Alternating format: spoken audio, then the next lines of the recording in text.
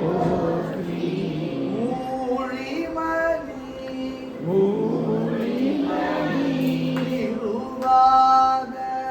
திருவாத ஊர திருத்தாள் போற்றி திருத்தாள் போற்றி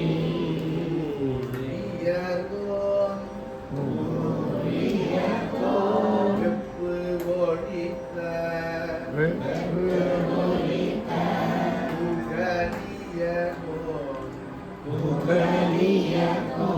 கழல் போற்றி கழல் போற்றி ஆழிமிசை ஆழிமிசை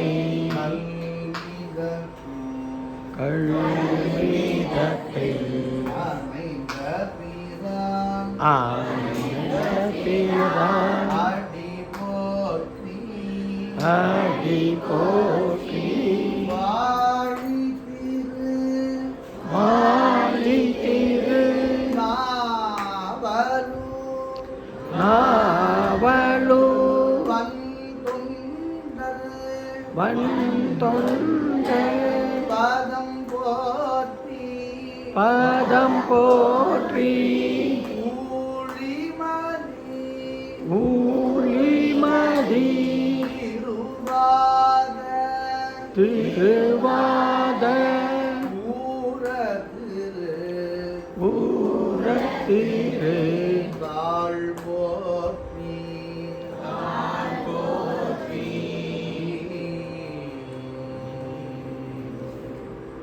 இதுக்கு பேர் தான் நால்வர் துதி.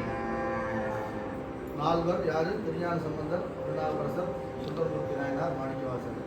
இந்த நால்வருடைய பெயர் அடுத்த வகுப்பில் கேட்கும்பொழுது நீங்களாம் ஞாபகமாக சொல்லுங்கள். இப்போ குரு வணக்கம் என்ற பாடலை நாம் பாடிட்டோம். இப்போ அடுத்த பாடல் விநாயகருக்கு ஒரு பாடல். ஏன்னா நம்ம எந்த காரியத்தை ஆரம்பித்தாலும் நம்ம என்ன செய்வோம், முதல்ல விநாயகரை வழிபாடு பண்ணிட்டு எந்த ஒரு இடையூறு இல்லாமல் சிறப்பாக நம்மளுடைய பணி நடைபெற வேண்டும் என்று விநாயகரை வேண்டிட்டு தான் நம்ம எந்த ஒரு காரியத்தையும் செய்வோம். அதனால் இப்போ விநாயகர் துதியாக நம்ம ஒரு பாடல் பாடுவோம். நீங்களாம் கேட்டிருப்பீங்க இந்த பாட்டு, திருஞான சம்பந்தர் பாடிய பாட்டு.